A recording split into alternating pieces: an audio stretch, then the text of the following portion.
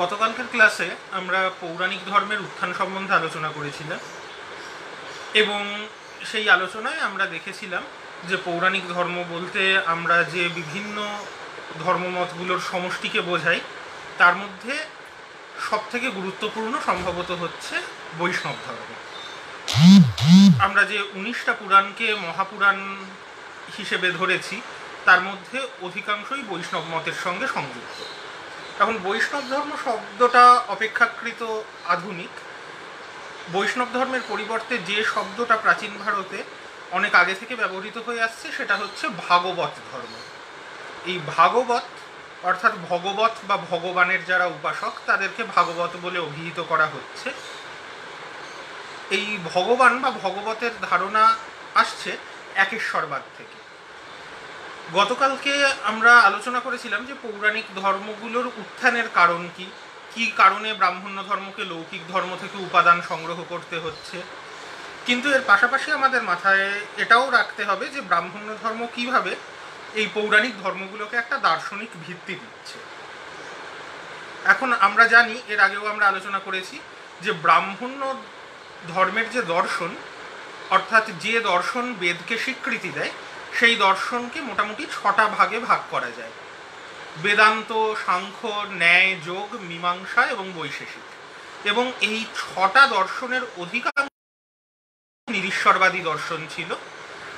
একমাত্র বেদান্ত প্রথম থেকেই ঈশ্বরবাদী দর্শন, এবং বেদান্ত শুধু ঈশ্বরবাদী নয়, বেদান্ত মূলত একেশ্বরবাদী দর্শন। একেশ্বরবাদী দর্শন হিসাবে বেদান্তে ব্রহ্মের কথা বলা হয়েছে। তো এই পৌরাণিক ধর্মমতগুলো যখন তৈরি হওয়া শুরু হয়, তারা তাদের দার্শনিক ভিত্তি হিসাবে সাধারণত বেদান্তকেই ব্যবহার করে, অর্থাৎ বেদান্তের একেশ্বরবাদকে ব্যবহার করে। কিন্তু এই একমাত্র দেবতা বা সর্বোচ্চ দেবতার স্থানে এক একটা ধর্মমতে এক একজন দেবতাকে স্থাপন করা হয়। যেমন ভাগবত ধর্ম বা বৈষ্ণব ধর্মের ক্ষেত্রে সেই স্থানে বসানো হয় বিষ্ণুকে, শৈব ধর্মের ক্ষেত্রে শিবকে। এইরকমভাবে বেদান্তের একেশ্বরবাদের যে দার্শনিক কাঠামো, সেটিকেই ব্যবহার করে বেদান্তে যে নিরাকার ব্রহ্মের কথা বলা হয়েছে তার বদলে কোনো একজন সাকার দেবতাকে একমাত্র ঈশ্বর বা একমাত্র ঈশ্বর না হলেও সর্বোচ্চ ঈশ্বর হিসাবে স্থাপন করাই হচ্ছে পৌরাণিক ধর্মগুলোর দার্শনিক ভিত্তি। এখন প্রশ্ন উঠতেই পারে যে পুরাণে তো বিভিন্ন দেবদেবীর কথা রয়েছে, সেক্ষেত্রে একটা একেশ্বরবাদী দর্শন কিভাবে তাকে ব্যাখ্যা করতে পারে। এবং সেইখানে যে পদ্ধতি দার্শনিকভাবে ব্যবহার করা হয় সেটা হচ্ছে, প্রত্যেক পৌরাণিক ধর্মমত মনে করে যে সেই ধর্মের যিনি উপাস্য দেবতা, বিষ্ণু বা শিব বা যিনিই হন, তিনিই হচ্ছেন একমাত্র দেবতা এবং সর্বোচ্চ দেবতা। অন্যান্য সমস্ত দেবতা তার থেকে উদ্ভূত বা তার বিভিন্ন রূপ, কিন্তু প্রকৃতপক্ষে সর্বোচ্চ দেবতা যিনি, তিনিই একমাত্র দেবতা। বৈষ্ণব ধর্মের ক্ষেত্রে এই ধারণার দার্শনিক ভিত্তি যে টেক্সটটা দিয়েছে সেটা মহাভারতের একটা অংশ, যার নাম ভগবদ্গীতা। ভগবদ্গীতার আলোচনায় আমরা আসবো পরে, কিন্তু তার আগে আমরা বৈষ্ণব ধর্মের উত্থান কিভাবে ঘটছে, কি প্রক্রিয়ার মাধ্যমে বৈষ্ণব ধর্ম তৈরি হচ্ছে, সেই বিষয়টা নিয়ে আলোচনা করি। কারণ কি প্রক্রিয়ায় তৈরি হচ্ছে বলতে আমি বোঝাচ্ছি যে গতকাল আমরা আলোচনা করেছিলাম প্রত্যেকটা পৌরাণিক ধর্মমত নির্মিত হয়েছে একাধিক কাল্টের সংমিশ্রণে। সাধারণত কোনো বৈদিক দেবতার কাল্টের সঙ্গে কোনো লৌকিক দেবতার কাল্টকে মিশিয়ে সেই বৈদিক দেবতা এবং লৌকিক দেবতাকে এক এবং অভিন্ন রূপে উপস্থাপিত করে এই পৌরাণিক ধর্মমতগুলো তৈরি হয়েছে। এই প্রক্রিয়াও সব থেকে জটিল আকার ধারণ করেছে বৈষ্ণব ধর্মের ক্ষেত্রে। বৈষ্ণব ধর্ম বা ভাগবত ধর্ম যাকে আমরা বলছি, সেই ধর্মমত তৈরি হয়েছে অসংখ্য কাল্টের সংমিশ্রণে। অসংখ্য কাল্ট, ঠিক কতগুলো কাল্ট সেটাও বলা মুশকিল, তবে আমরা নিশ্চিতভাবে 4টে কাল্টের কথা বলতে পারি বৈষ্ণব ধর্মের মধ্যে যেগুলো এসে মিশেছে। এই 4টে কাল্ট হচ্ছে বৈদিক দেবতা বিষ্ণুর কাল্ট, লৌকিক দেবতা নারায়ণের কাল্ট, একজন দেবতাই তো বীর, ডিফাইড হিরো বাসুদেব কৃষ্ণের কাল্ট, এবং শ্রীলক্ষ্মী বলে আর একজন লৌকিক দেবীর কাল্ট। এই 4টে কাল্ট অন্ততপক্ষে বৈষ্ণব ধর্মের মধ্যে মিশেছে। তাছাড়াও সম্ভবত আরও অনেকগুলো কাল্ট বৈষ্ণব ধর্মের উৎপত্তির সময় বৈষ্ণব ধর্মের মধ্যে গৃহীত হয়েছে। তো প্রধানত যে 4টে কাল্টের কথা বললাম, আমি সেই 4টে কাল্টের কথাতেই আসছি। যে পৌরাণিক বৈষ্ণব ধর্ম দাঁড়িয়ে আছে যে বৈদিক দেবতার ধারণার ভিত্তিতে, তার নাম বিষ্ণু। বিষ্ণু অবশ্যই একজন বৈদিক দেবতা, কিন্তু বেদের গুরুত্বপূর্ণ দেবতাদের মধ্যে বিষ্ণু পড়েন না। গোটা ঋগ্বেদ সংহিতায় মাত্র 5টা মন্ত্র আছে যেগুলো বিষ্ণুর উদ্দেশ্যে রচিত হয়েছে। তো ঋগ্বেদে বিভিন্ন ধরনের দেবতাদের মধ্যে আদিত্য বলে যে দেবতারা রয়েছেন তাদের মধ্যেই বিষ্ণু একজন। এবং যেটা বললাম, বিষ্ণু একজন মাইনর ভেদিক ডিইটি, অর্থাৎ বৈদিক ধর্মে বিষ্ণুর ভূমিকা গৌণ। বিষ্ণুর ভূমিকা কিন্তু প্রধানত ইন্দ্রের একজন সহযোগী এবং সহকারী হিসাবে। তো এই যে বিষ্ণু, তিনি আদিত্য শ্রেণীভুক্ত দেবতা। আমরা জানি বৈদিক দেবতারা প্রত্যেকেই বিভিন্ন প্রাকৃতিক শক্তির প্রতিভূ, এবং এই আদিত্য গোষ্ঠীভুক্ত দেবতারা প্রত্যেকেই আকাশ অথবা সূর্যের বিভিন্ন রূপের প্রতীক, এরকমও একটা দার্শনিক ব্যাখ্যা রয়েছে। সেক্ষেত্রে বিষ্ণুও একজন সৌর দেবতা, যদিও সূর্য বলে একজন দেবতা রয়েছেন, মিত্র আলোর দেবতা, এরা আরও গুরুত্বপূর্ণ সৌর দেবতা। তার তুলনায় বিষ্ণু অনেক কম গুরুত্বপূর্ণ একজন সৌর দেবতা। সম্ভবত সূর্যের যে সময় পরিমাপক ভূমিকা, তার দেবতা হচ্ছেন বিষ্ণু। কারণ বৈদিক সাহিত্যে বিষ্ণুর যে মিথোলজি দেখা যায় সেটা হচ্ছে মূলত বিষ্ণু 3টে পদক্ষেপের মাধ্যমে গোটা পৃথিবীকে অতিক্রম করে যান, এই রকম একটা রেফারেন্স বারবার আসে। এই 3টে পদক্ষেপ পরবর্তীকালে বিষ্ণুর বামন অবতারের কাহিনীতে এই 3টে পদক্ষেপের কথা আমরা পাবো। কিন্তু এই 3টে পদক্ষেপ বোঝাতে প্রকৃতপক্ষে বৈদিক সাহিত্যে সম্ভবত বোঝানো হয়েছে যে সূর্য উদয়ের সময় পূর্ব দিকে, মধ্যাহ্নে ঠিক মাথার উপরে, এবং অস্তের সময় পশ্চিম আকাশে দেখা যায়। এবং এই 3টে পদক্ষেপে গোটা আকাশকে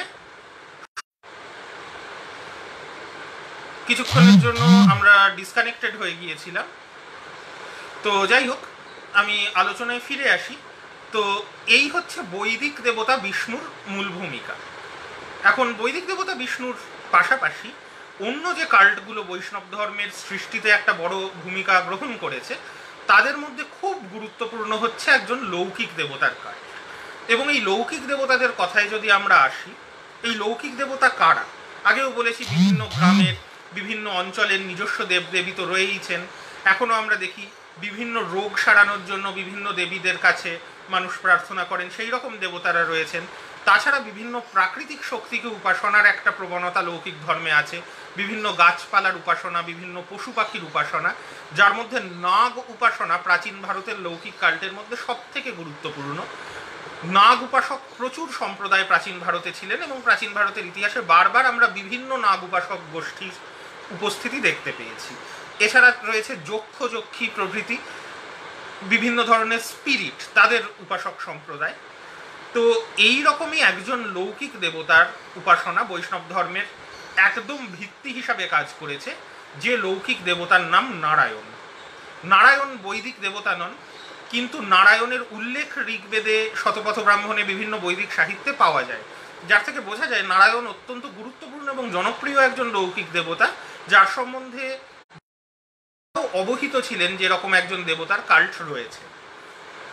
নারায়ণের যে কাল্ট, তার সম্বন্ধে বৈদিক সাহিত্য থেকে আমরা যেটুকু ধারণা পাই যে প্রাচীন নারায়ণের কাল্ট কীরকম ছিল, এর থেকে এটাই বোঝা যায় যে নারায়ণের কাহিনী হচ্ছে যে ক্ষীর সমুদ্রের উপর তিনি অনন্ত শয্যায় শায়িত থাকেন, একটি নাগের শয্যায়।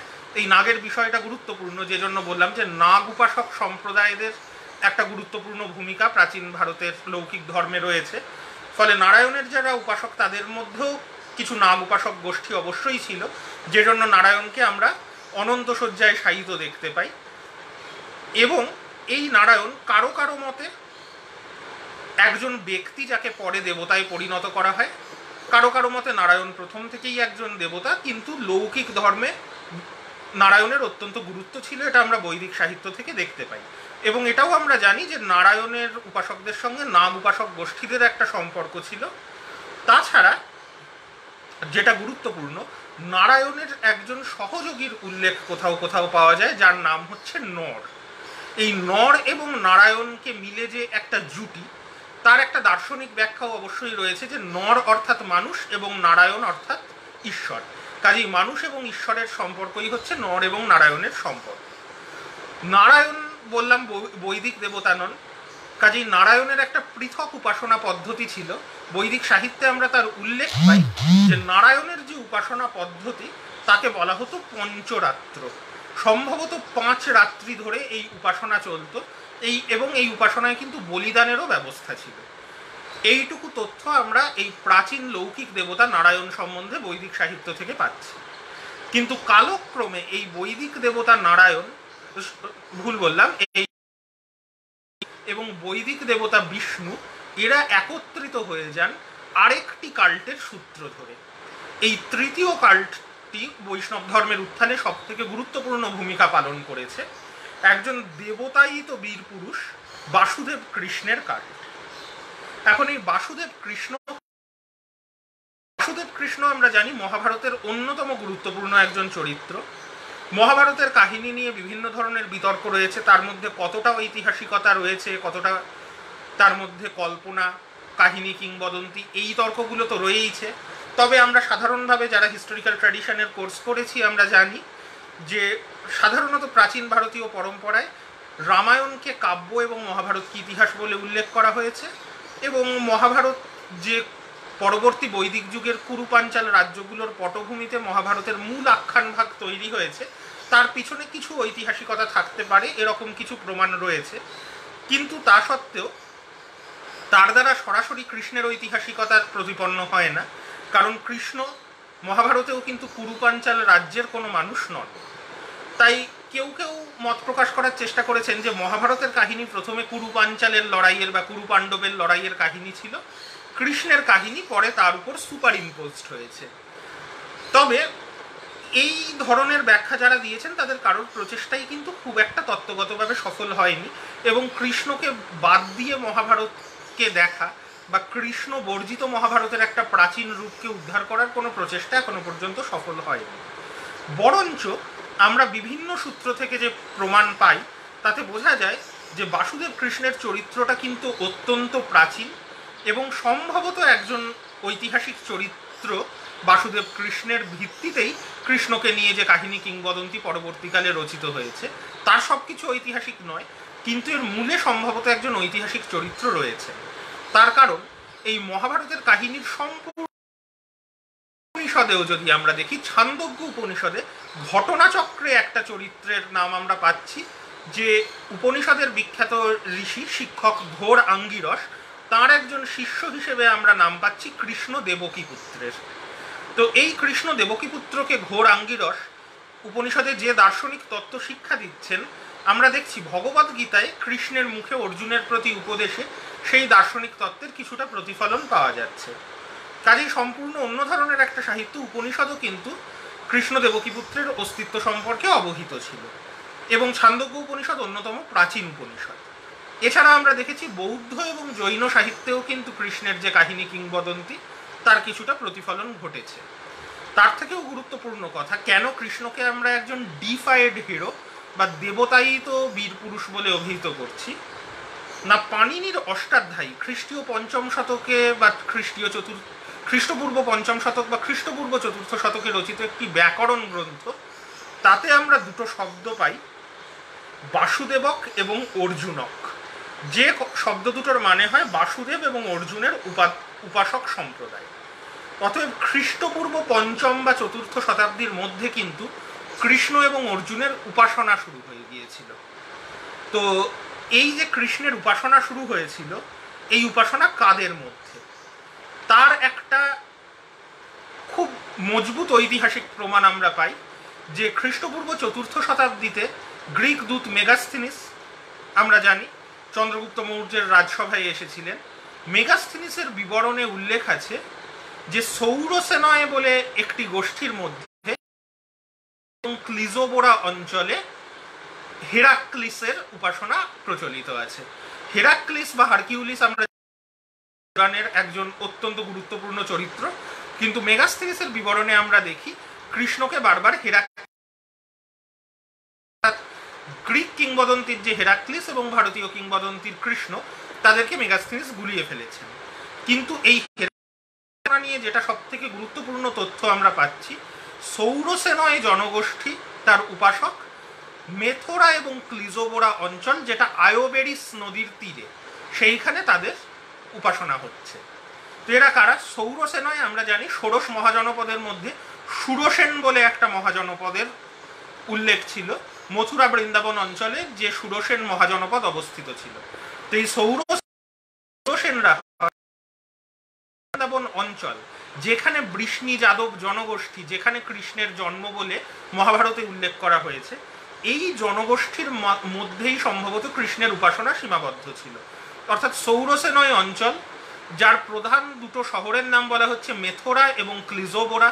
মেথোরা অবশ্যই মথুরা, ক্লিজোবোরা শব্দটা সম্ভবত কৃষ্ণপুর, কাজেই কৃষ্ণের নামাঙ্কিত একটা শহর।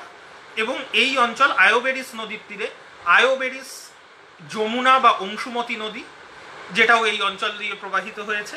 কাজেই আমরা বুঝতে পারছি যে বাসুদেব কৃষ্ণ সম্ভবত একজন ঐতিহাসিক চরিত্র, যিনি উপনিষদের ঋষি ঘোর আঙ্গিরসের শিষ্য ছিলেন। মহাভারতের কুরুপাঞ্চাল সংঘর্ষের মধ্যেও তিনি একটা গুরুত্বপূর্ণ ভূমিকা পালন করেছিলেন, এরকম ধারণা পাওয়া যায়। সেই বাসুদেব কৃষ্ণ তার নিজের জনগোষ্ঠীর মধ্যে কিন্তু একজন দেবতা হিসাবে উপাসিত হতেন। এবং এই রকম ঘটনা কিন্তু প্রাচীন যুগে বিভিন্ন জনগোষ্ঠীর মধ্যে পাওয়া যায়, যে সেই জনগোষ্ঠীর গুরুত্বপূর্ণ ব্যক্তিত্বদেরকে দেবতায় পরিণত করে তাদের উত্তর পুরুষরা তাদের উপাসনা করছেন। এবং এই উপাসনা একা কৃষ্ণের হতো না। অধিকাংশ ক্ষেত্রেই আমরা যে রেফারেন্সগুলো পাচ্ছি এই বৃষ্ণি বীরদের উপাসনায়, সেখানে আমরা দেখছি এই যাদব বৃষ্ণি গণসংঘ, এরা রাজতন্ত্র নয়, এরা একটা গণসংঘ। কাজেই সেখানে তাদের সেই গণসংঘের গুরুত্বপূর্ণ চরিত্রদের উপাসনা করার সম্ভাবনা আরও অনেক বেশি। তো এই যাদব বৃষ্ণি গণসংঘে আমরা দেখতে পাই যে শুধু কৃষ্ণ নন, কৃষ্ণের সঙ্গে সঙ্গে তার দাদা বলরাম বা শঙ্কর্ষণের উপাসনাও প্রচলিত আছে। এবং অনেক ক্ষেত্রে দেখা যায় বৃষ্ণি বীরদের একটা কাল্ট তৈরি হয়েছে, যেখানে গুরুত্বপূর্ণ বৃষ্ণি চরিত্রদের অনেককে একসঙ্গে উপাসনা করা হচ্ছে। সাধারণত 5 জন বৃষ্ণি বীরের উপাসনা উল্লেখ আমরা পাই। তারা হচ্ছেন বাসুদেব কৃষ্ণ, বাসুদেব কৃষ্ণের দাদা শঙ্কর্ষণ বলরাম, বাসুদেব কৃষ্ণের 2 সন্তান প্রদ্যুম্ন এবং শাম্ব, এবং প্রদ্যুম্নের পুত্র অনিরুদ্ধ। এই 5 জন বৃষ্ণি বীরের উপাসনা, অনেক ক্ষেত্রে শাম্বর উপাসনা হতো না, সেক্ষেত্রে কৃষ্ণ, বলরাম, প্রদ্যুম্ন এবং অনিরুদ্ধ, এই 4 জনের উপাসনা কিন্তু বহুল প্রচলিত ছিল। এবং এই উপাসনাকে বলা হতো চতুর্বুহ অথবা পঞ্চবুহ, অর্থাৎ এক একজন বীরের এক একটা বুহ। এই যে উপাসনা পদ্ধতি, সেটা একেবারেই একটা জনগোষ্ঠীর মধ্যে তাদের গুরুত্বপূর্ণ ব্যক্তিত্বদের, গুরুত্বপূর্ণ পূর্বপুরুষদের উপাসনা। কিন্তু কালক্রমে আমরা দেখতে পাচ্ছি যে বাসুদেব কৃষ্ণ একজন দেবতায় শুধু পরিণত হচ্ছেন সেটা নয়, তার সঙ্গে কিন্তু এই প্রাচীন দেবতা নারায়ণ এবং বৈদিক দেবতা বিষ্ণু, এদেরকে সংযুক্ত করার একটা প্রচেষ্টা দেখা যাচ্ছে। তো এই প্রচেষ্টা কিভাবে সফল হলো সেই আলোচনায় আমরা আসব। এর পিছনে অবশ্যই কৃষ্ণের যে বাসুদেব অভিধা, এরও একটা গুরুত্বপূর্ণ ভূমিকা রয়েছে। কারণ আমরা জানি শুধুমাত্র বসুদেবের পুত্র বলে কিন্তু কৃষ্ণকে বাসুদেব বলে উল্লেখ করা হয়নি।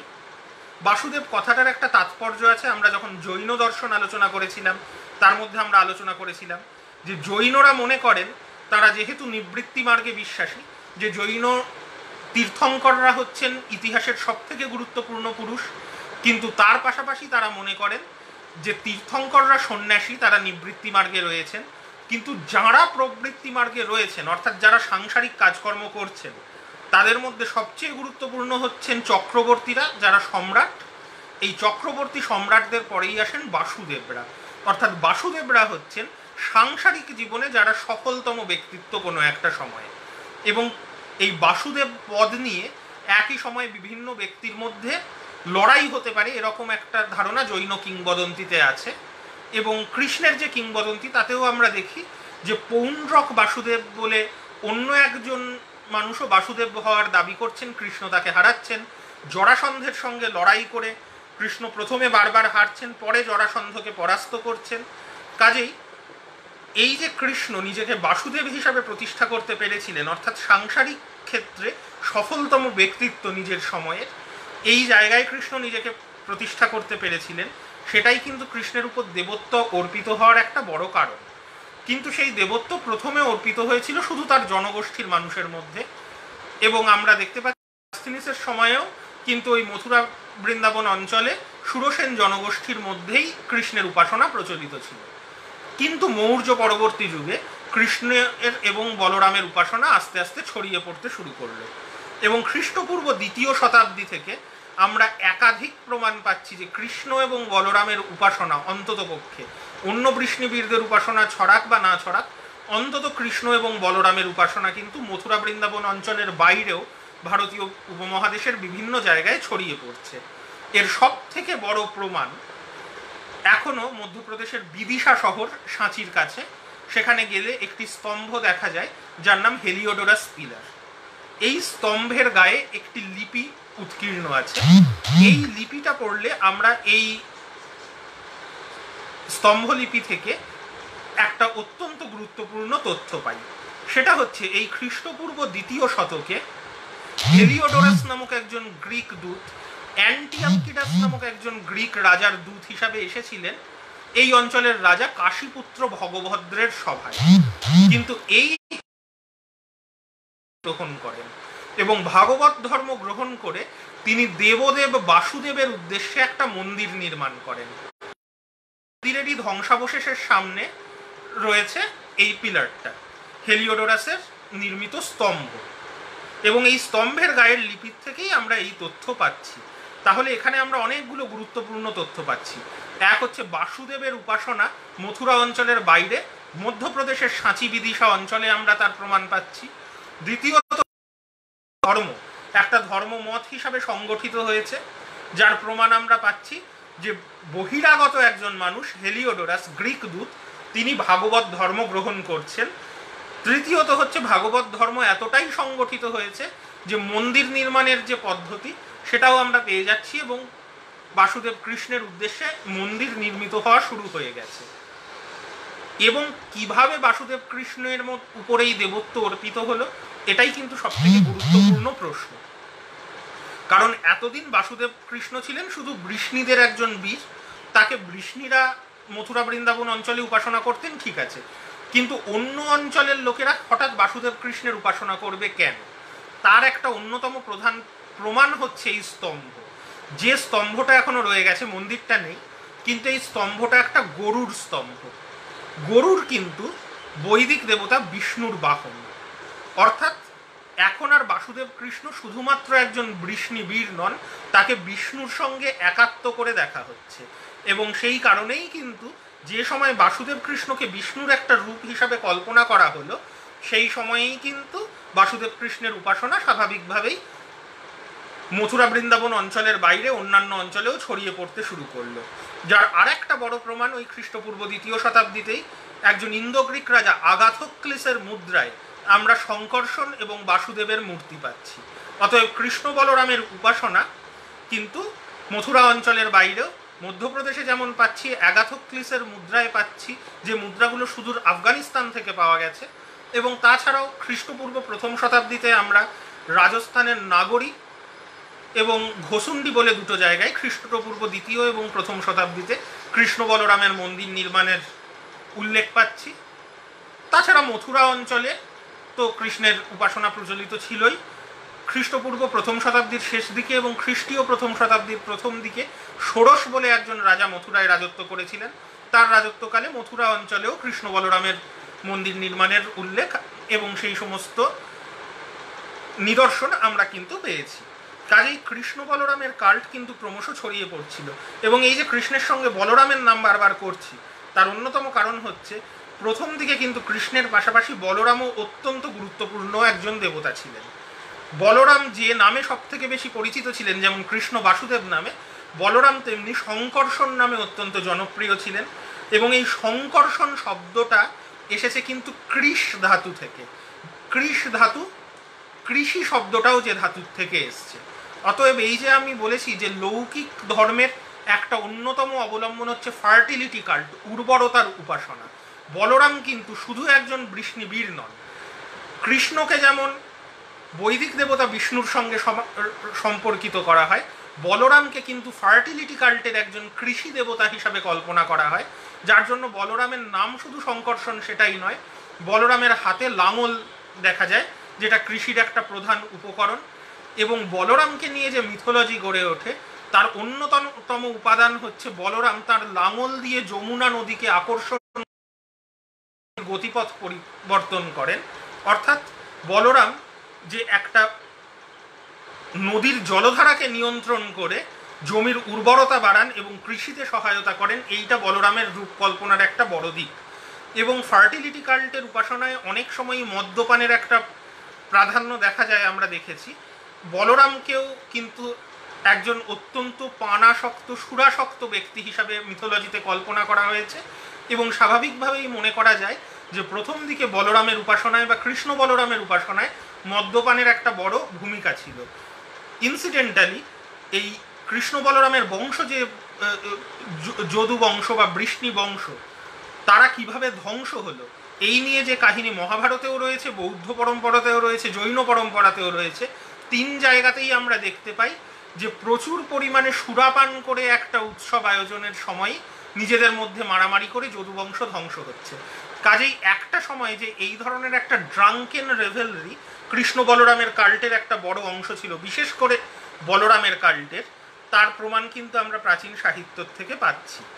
এবং এইখান থেকেই আমরা বুঝতে পারছি যে একটা সময় যে কৃষ্ণ বলরাম শুধু বৃষ্ণি বীর হিসাবে যাদব বৃষ্ণি গণসংঘের উপাস্য ছিলেন, খ্রিস্টপূর্ব 2য় শতাব্দী থেকে আস্তে আস্তে কৃষ্ণের সঙ্গে বৈদিক বিষ্ণুকে এবং বলরামের সঙ্গে একজন কৃষি দেবতাকে, এবং কৃষি দেবতা শুধু নয়, নাগদের কথা আমরা বললাম, নাগ দেবতাকে, বলরামকে শেষ নাগের অবতার হিসাবেও কল্পনা করা হয়েছে, এদেরকে সংযুক্ত করে কৃষ্ণ বলরামের কাল্ট একটা প্রসার লাভ করলো। মথুরা বৃন্দাবন অঞ্চলের বাইরেও ভারতের বিভিন্ন অঞ্চলে কৃষ্ণ বলরামের উপাসনার নিদর্শন আমরা পাচ্ছি খ্রিস্টপূর্ব 2য় শতাব্দীর পর থেকে।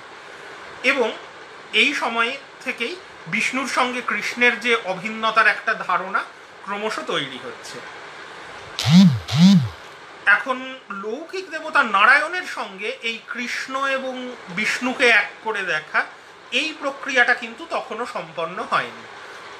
কৃষ্ণকে বিষ্ণুর সঙ্গে এক করে হয়েছে, কিন্তু নারায়ণের সঙ্গে এদেরকে এক করে দেখার প্রমাণ তখনও পর্যন্ত কিন্তু আমরা পাই না। তবে এই সময় থেকেই কৃষ্ণ বিষ্ণুকে কেন্দ্র করে যে নতুন একেশ্বরবাদী ধর্মের উত্থান ঘটছে তার নাম হচ্ছে ভাগবত ধর্ম, যেখানে একমাত্র ঈশ্বরকে কল্পনা করা হচ্ছে ভগবত বা ভগবান নামে, যে ভগবত বা ভগবানকে কল্পনা করা হচ্ছে বিষ্ণু রূপে এবং কৃষ্ণকে কল্পনা করা হচ্ছে বিষ্ণুর একটা রূপ হিসাবে। কাজেই মহাভারত, প্রাচীন যে মহাভারত কুরুপাঞ্চালদের লড়াইয়ের কাহিনী এবং কৃষ্ণ সেখানে একজন গুরুত্বপূর্ণ রাজনৈতিক চরিত্র, সেই মহাভারতের কাহিনীর কিন্তু পরিবর্তন ঘটছে এবং ভাগবতায়ন ঘটছে। কৃষ্ণকে ক্রমশ একজন দেবতায় পরিণত করা হচ্ছে, যে দেবতা সম্ভবত বিষ্ণুর অংশ হিসাবে জন্মগ্রহণ করছেন। একই সময়ে এই মৌর্য পরবর্তী যুগে যখন মহাভারতের ভাগবতায়ন এবং ব্রাহ্মণায়ন হচ্ছে, অর্থাৎ যে মহাভারত একসময় সূতদের মুখে মুখে, চারণ কবিদের মুখে মুখে প্রচলিত একটা ইতিহাসের কাহিনী ছিল, এখন ব্রাহ্মণরা ধর্মগ্রন্থ হিসাবে তাকে পুনর্লিখন করছেন। সেখানে কৃষ্ণের উপর দেবত্ব আরোপিত হচ্ছে এবং কৃষ্ণকে বিষ্ণুর রূপ হিসাবে কল্পনা করা হচ্ছে। একই সময় রামায়ণ, যে রামায়ণ ছিল একটা মহাকাব্য একজন আদর্শ মানুষকে নিয়ে, যে রাম একজন আদর্শ মানুষ, রামায়ণে রামের কোনো দেবত্ব রামায়ণের অযোধ্যাকাণ্ড থেকে যুদ্ধকাণ্ড পর্যন্ত আমরা পাই না। সেই রামায়ণে কিন্তু উত্তরকাণ্ড সংযোজিত হচ্ছে এবং রামায়ণের শুরুতে বালকাণ্ডের কিছু অংশ সংযোজিত হচ্ছে, যেখানে রামকেও বিষ্ণুর অংশ হিসাবে কল্পনা করা হচ্ছে। অর্থাৎ রামায়ণ মহাভারতের ব্রাহ্মণায়ন এবং ভাগবতায়ন ঘটছে এই মৌর্য পরবর্তী যুগে। বৈষ্ণব বা ভাগবত মতাবলম্বী ব্রাহ্মণদের হাতে রামায়ণ মহাভারত পরিবর্তিত হচ্ছে এবং রাম এবং কৃষ্ণ বিষ্ণুর অবতার রূপে, বিষ্ণুর রূপ হিসাবে প্রতিভাত হচ্ছেন। তো এই অবতার ব্যাপারটা কি না, যখনই ভাগবত ধর্মের একটা সংগঠিত ধর্মমত রূপে উত্থান ঘটছে, ভাগবতদের মন্দির নির্মিত হচ্ছে, তখন ভাগবত ধর্মের একটা দার্শনিক ভিত্তিরও প্রয়োজন হচ্ছে। এবং মহাভারতের এই যে পরিবর্তনশীল প্রক্রিয়া, এর মধ্যেই কিন্তু ভাগবত ধর্মকে একটা দার্শনিক ভিত্তি প্রদান করছে। মহাভারতেরই একটা দার্শনিক অংশ যা ভাগবত গীতা নামে পরিচিত। এই ভগবত গীতাতেই ভগবান হিসেবে কৃষ্ণ বিষ্ণুর যে তত্ত্ব, তার একটা দার্শনিক ভিত্তি আমরা দেখছি। এখন ঘটনা হচ্ছে, মহাভারত সম্বন্ধে বলেছি যে মহাভারতের প্রাচীনতম কাহিনী সম্ভবত পরবর্তী বৈদিক যুগের কুরুপাঞ্চালদের সংঘর্ষ নিয়ে রচিত হয়েছিল চারণ কবি, সুত নামক চারণ কবিদের মুখে মুখে। পরে মহাভারত খ্রিস্টপূর্ব 500 থেকে 500 খ্রিস্টাব্দের মধ্যে প্রায় 1000 বছর ধরে মহাভারতের নানা পরিবর্তন, পরিমার্জন, সংশোধন, সংযোজন, বিয়োজন এগুলো ঘটেছে এবং মহাভারত বর্তমান রূপ পরিগ্রহ করেছে। তো এই প্রক্রিয়ার মধ্যে কোন অংশগুলো প্রাচীন, কোন অংশগুলো পরবর্তীকালে সংযোজিত, এই নিয়ে যথেষ্ট বিতর্ক রয়েছে। তবে সাধারণভাবে আমরা মনে করি মহাভারতের যে মূল আখ্যান ভাগ, তার পটভূমি হচ্ছে পরবর্তী বৈদিক যুগ, খ্রিস্টপূর্ব 10ম থেকে 8ম শতাব্দীর মধ্যেকার কুরুপাঞ্চাল রাজ্যগুলোর অবস্থা। আর মহাভারতের যে উপদেশমূলক অংশগুলো সেগুলো পরবর্তীকালে সংযোজিত। সেই অর্থে ভগবদ্গীতাও পরবর্তীকালের একটা সংযোজন বলেই মনে করা হয়। কিন্তু এখানে সমস্যার কিছু জায়গা আছে। যেমন আমরা দেখতে পাচ্ছি যে খ্রিস্টপূর্ব 5ম শতাব্দীতে, এর আগেই বললাম, খ্রিস্টপূর্ব 5ম বা খুব বেশি হলে খ্রিস্টপূর্ব 4র্থ শতাব্দীতে পাণিনির অষ্টাধ্যায়ী রচিত, যেখানে বাসুদেবক এবং অর্জুনক সম্প্রদায়ের কথা উল্লেখ করা হচ্ছে। এখন এই বাসুদেবক এবং অর্জুনক সম্প্রদায়, অর্থাৎ বাসুদেবের উপাসক, অর্জুনের উপাসক, কৃষ্ণ এবং অর্জুনের একসঙ্গে উপাসনার পটভূমি কি? কৃষ্ণ এবং অর্জুনের একসঙ্গে উপাসনার একটা অন্যতম পটভূমি হচ্ছে ভগবদ্গীতা, যেখানে কৃষ্ণ এবং অর্জুনের মধ্যে সংলাপ হচ্ছে মূল দার্শনিক বিষয়বস্তু। সেই দিক থেকে দেখতে গেলে অনেক ঐতিহাসিক এটাও মনে করেছেন যে ভগবদ্গীতা সম্পূর্ণভাবে পরবর্তীকালের সংযোজন নয়। কারণ ভগবদ্গীতা কি যদি আমরা মনে করে দেখি, ভগবদ্গীতা হচ্ছে কুরুক্ষেত্রের যুদ্ধ যখন শুরু হতে চলেছে, কৃষ্ণ অর্জুনের সারথি, অর্জুন যুদ্ধে উৎসাহ পাচ্ছেন না, কৃষ্ণ অর্জুনকে উৎসাহিত করছেন। এখন এই কাজটা কিন্তু অত্যন্ত প্রাচীন একটা কাজ। সুত নামক যে চারণ কবিদের কথা আমরা বারবার বলছি, মহাভারতের প্রাচীনতম রচয়িতা যারা, এই সুতরা কিন্তু রাজাদের সারথি হিসাবেও কাজ করতেন। সুতরা একাধারে সারথি এবং চারণ কবির কাজ করতেন। তার একটা কারণও আছে, কারণ চারণ কবিদের কাজ কি? রাজাদের কীর্তি কাহিনীর কথা বর্ণনা করা। রাজাদের কীর্তি কাহিনী মানে যুদ্ধ বিগ্রহের কথা। এখন রাজাদের যুদ্ধ বিগ্রহের কথা সব থেকে বিশ্বাসযোগ্যভাবে কে তুলে ধরতে পারবে? যুদ্ধে যে প্রত্যক্ষদর্শী, অর্থাৎ সারথি। এই কারণে সারথির কাজ যারা করতেন তারাই কিন্তু রাজাদের চারণ কবিদেরও কাজ করতেন। এবং সুতেদের একটা অন্যতম কাজ ছিল রাজাদের প্রশস্তি করে উৎসাহব্যঞ্জক কথা বলে তাদেরকে উৎসাহিত করা। বিশেষ করে যুদ্ধের আগে অনেক সময়ই দেখা গেছে সুত বা সারথিরা রাজা বা যে যোদ্ধার সারথি তার প্রশস্তি করে তাকে উৎসাহব্যঞ্জক কথা বলে যুদ্ধে প্ররোচিত করছেন। ভগবদ্গীতাতেও কৃষ্ণ ঠিক সেই কাজটাই কিন্তু অর্জুনের জন্য করছেন, যেটা সুতদের একটা অত্যন্ত প্রাচীন ভূমিকা। কাজেই এটাও বলা একটু কঠিন যে সম্পূর্ণ ভগবদ্গীতা পরবর্তীকালের সংযোজন মহাভারতে। অ্যাঞ্জেলিকা মালিনার ভগবদ্গীতার উপর খুব গুরুত্বপূর্ণ কাজ করেছেন, যেখানে অ্যাঞ্জেলিকা মালিনার দেখিয়েছেন যে গীতায় যে 18টা অধ্যায় রয়েছে তার প্রথম 6টা অধ্যায় এক ধরনের মতবাদ পোষণ করে, 7ম থেকে দ্বাদশ অধ্যায় একটু ভিন্ন ধরনের মতবাদ পোষণ করে, আর শেষ 6টা অধ্যায়ে 2 ধরনের মতবাদেরই প্রভাব রয়েছে। কাজেই আমরা মনে করতে পারি যে গীতার প্রথম 6টা অধ্যায় সম্ভবত মহাভারতের প্রাচীনতম অংশের অথবা অন্তত অন্যতম প্রাচীন অংশগুলোর মধ্যে অন্তর্ভুক্ত ছিল, কিন্তু 7ম থেকে দ্বাদশ অধ্যায়ে গীতাকে সম্পূর্ণভাবে পরিমার্জিত করা হয়েছে এবং এই সময়ে গীতার ভাগপদায়ন প্রক্রিয়াটা অনেকটাই সম্পন্ন হয়েছে। এখন আমরা আলোচনা করি যে ভগবদ্গীতায় ঠিক কি বলা হয়েছে, ভগবদ্গীতার মূল দার্শনিক বক্তব্য কি, ভগবদ্গীতার ঐতিহাসিক পটভূমি কি। সেটা আমরা অলরেডি আলোচনা করলাম যে একজন সুতের কাজ যোদ্ধাকে অনুপ্রাণিত করা। প্রাচীনতম মহাভারতে সম্ভবত ভগবদ্গীতায় কৃষ্ণের ভূমিকা সেটাই ছিল, কিন্তু বর্তমানে ভগবদ্গীতা মহাভারতের অংশ হয়েও একটা পৃথক দার্শনিক গ্রন্থ হিসাবেও স্বীকৃত। তো ভগবদ্গীতা কিন্তু এই ভাগবত ধর্ম বা বৈষ্ণব ধর্মের প্রধান দার্শনিক ভিত্তি। কাজেই আমরা এই প্রশ্নটায় আসতেই পারি যে ভগবদ্গীতার মূল দার্শনিক বক্তব্যটা কি, কোন দার্শনিক তত্ত্ব ভগবদ্গীতায় আলোচনা করা হচ্ছে।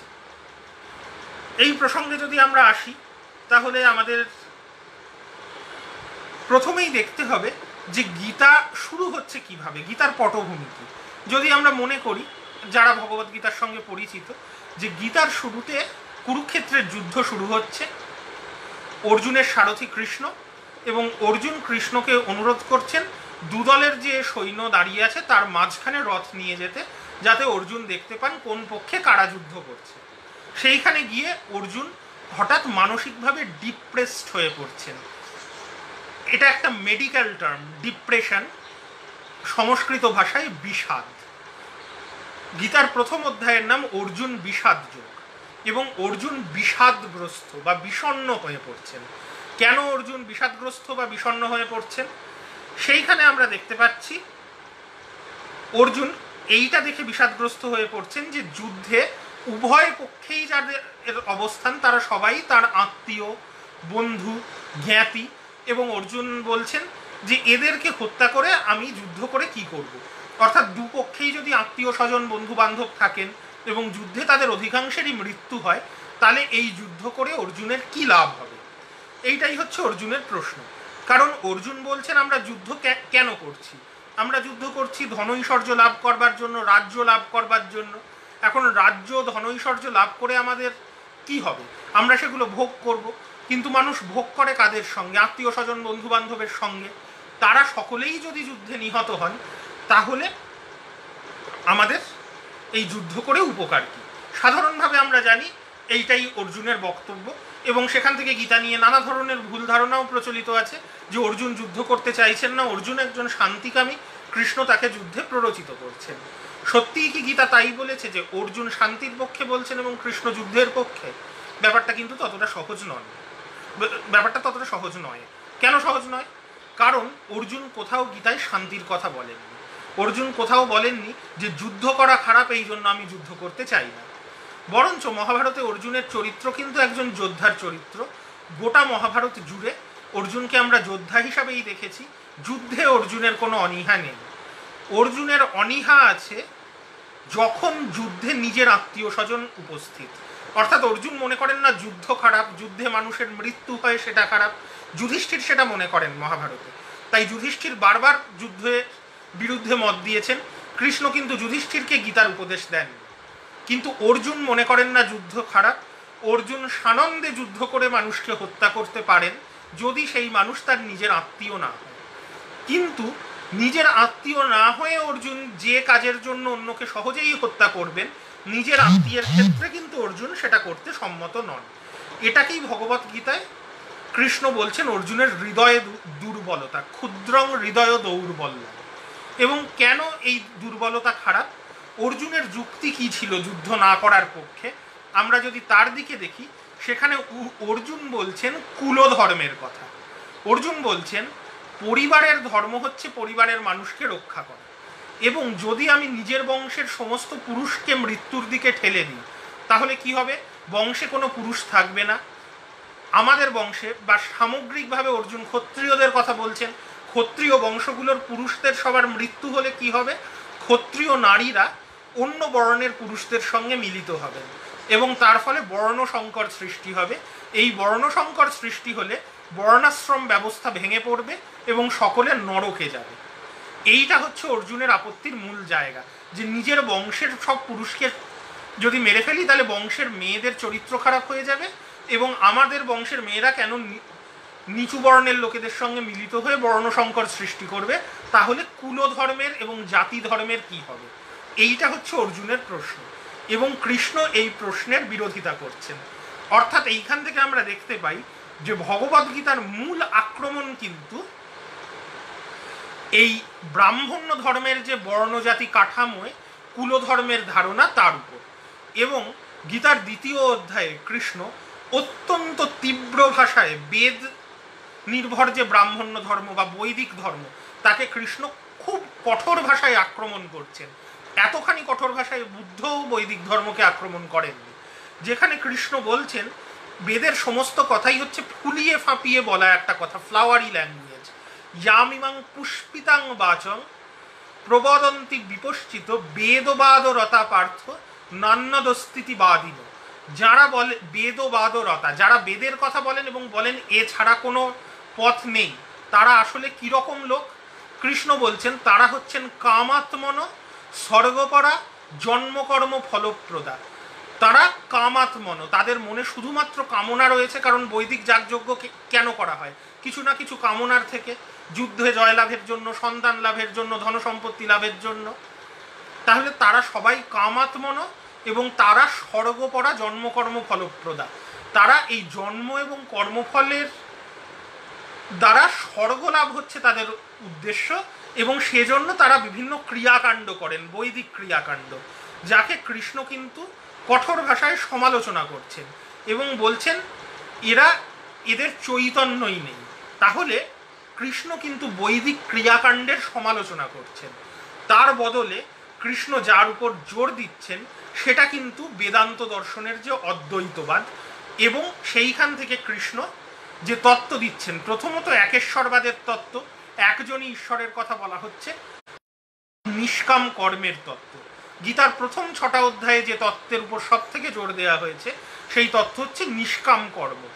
নিষ্কাম কর্ম কি না, বৈদিক ধর্মেও বলা হয়েছে কর্মের কথা। এখন স্নেহা একটা প্রশ্ন করলে যে প্রবৃত্তি মার্গ এবং নিবৃত্তি মার্গ কি, সেটা আরেকবার বুঝিয়ে দিলে ভালো হয়, এবং সেই কথায় আমায় ফিরে আসতেই হবে যখন আমি নিষ্কাম কর্মের আলোচনা করব।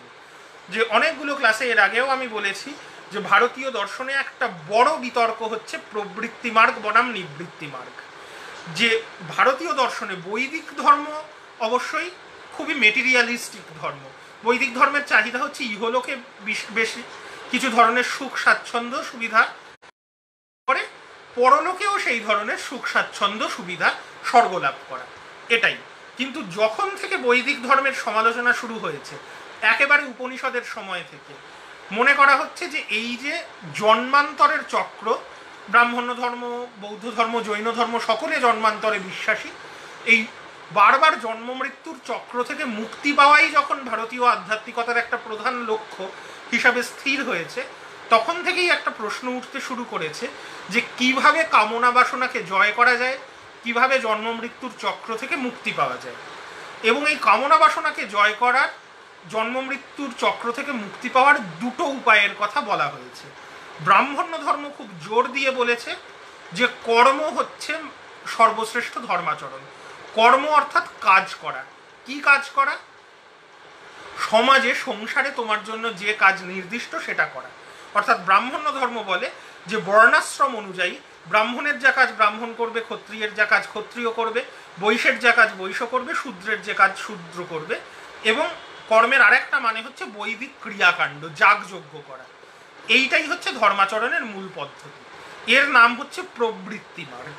প্রবৃত্তি অর্থাৎ কাজ করা, সংসারে থাকা, বিবাহ করা, সন্তানের জন্ম দেওয়া এবং সমাজ নির্দিষ্ট কাজ করা, বৈদিক ক্রিয়াকাণ্ড করা। এর ঠিক বিপরীতে আছে নিবৃত্তি মার্গ। নিবৃত্তি মার্গ অর্থাৎ সংসার ত্যাগ করা, এই যে বর্ণবিভক্ত সমাজ ব্যবস্থা সেটাকে ত্যাগ করা, সমাজের দ্বারা নিয়ন্ত্রিত না থেকে সন্ন্যাসী হয়ে গিয়ে শুধুমাত্র মুক্তির পথের দিকে মনোনিবেশ করে জীবনযাপন করা। এর সর্বশ্রেষ্ঠ উদাহরণ হচ্ছে জৈন ধর্ম। জৈন ধর্মে সংসার ত্যাগ করে সন্ন্যাসী হয়ে গিয়ে সমস্ত আসক্তি ত্যাগ করে এবং দেহকে যথাসম্ভব ক্লেশ দিয়ে যাতে কোনো রকমের কামনা বাসনা না থাকে সেখান থেকে মুক্তির পথ খোঁজার চেষ্টা। এই দুটো মতবাদের মধ্যে কিন্তু একটা লড়াই রয়েছে, এবং আমাদের মনে রাখতে হবে পৌরাণিক ধর্মের যখন উত্থান ঘটছে, কেন ঘটছে না, এই যে নিবৃত্তি মার্গের ধর্ম জৈন ধর্ম এবং বৌদ্ধ ধর্ম কিছুটা নিবৃত্তি মার্গেরই, কারণ সন্ন্যাসের উপর জোর দিচ্ছে। তবে জৈনদের মতো অত কঠোর নিবৃত্তি মার্গের কথা বুদ্ধ বলেননি, বরঞ্চ বুদ্ধ মধ্যম পন্থার কথা বলেছেন প্রবৃত্তি আর নিবৃত্তির মধ্যে। কিন্তু যদি আমরা মধ্যম পন্থা না ধরে শুধু প্রবৃত্তি আর নিবৃত্তির কথা বলি, তাহলে ব্রাহ্মণ্য ধর্ম প্রবৃত্তির কথা বলছে, বৌদ্ধ জৈন ধর্ম নিবৃত্তির কথা বলছে, এবং এই পটভূমিতে ব্রাহ্মণ্য ধর্মকে কিন্তু মোকাবিলা করতে হচ্ছে বৌদ্ধ জৈন ধর্মের মতবাদের। যেখানে বৌদ্ধ জৈন ধর্ম কি বলছে, বৌদ্ধ এবং জৈন ধর্ম উভয়ই বলছে যে সংসারে থাকলে কর্মে আসক্ত হয়ে পড়ার সম্ভাবনা, এই বাসনাকে জয় করার জন্যই নিবৃত্তি প্রয়োজন। ভগবদ্গীতায় যে নিষ্কাম কর্মের তত্ত্ব, সেটা কিন্তু এই নিবৃত্তি মার্গের ধারণার উপর সব থেকে বড় আক্রমণ। একদিকে কৃষ্ণ যেমন বৈদিক ক্রিয়াকর্মের সমালোচনা করেছেন কঠোরভাবে, একই রকম কঠোরভাবে নিবৃত্তি মার্গেরও সমালোচনা করেছেন কৃষ্ণ, এবং কৃষ্ণ গীতায় বলছেন যে নিবৃত্তি মার্গ ব্যাপারটাই অসম্ভব। কেন একদিকে যারা বৈদিক ক্রিয়াকাণ্ড করছে তাদের যেমন কামাত্মন বলে উল্লেখ করছেন কৃষ্ণ, তেমনি যারা নিবৃত্তি মার্গের কথা বলছে তাদেরকে কৃষ্ণ বলছেন মিথ্যাচার, তারা মিথ্যা বলছেন। কারণ কৃষ্ণ বলছেন কর্ম ত্যাগ করা, নিবৃত্তি বিষয়টাই অসম্ভব। আমরা যা যা করছি, বসে আছি, শুয়ে আছি, নিঃশ্বাস নিচ্ছি, স্বপ্ন দেখছি, এই প্রত্যেকটা জিনিস কিন্তু একটা না একটা কর্ম। কাজেই কোনো জীব যতক্ষণ জীবিত আছে প্রতি মুহূর্তেই সে কোনো না কোনো কর্ম করছে। কাজেই কর্ম ত্যাগ করা বিষয়টাই সম্ভব নয়, অতএব কর্ম করতে হবে। কাজেই কৃষ্ণ অত্যন্ত জোর দিচ্ছেন প্রবৃত্তি মার্গের উপর। কিন্তু প্রশ্ন উঠতে পারে, বেদেও তো কর্ম করতে বলা হয়েছে, তাহলে কৃষ্ণ কর্ম করতে বলছেন অথচ বৈদিক ক্রিয়াকাণ্ডের সমালোচনা করছেন, এর মানে কি? এর উত্তর হচ্ছে নিষ্কাম কর্ম।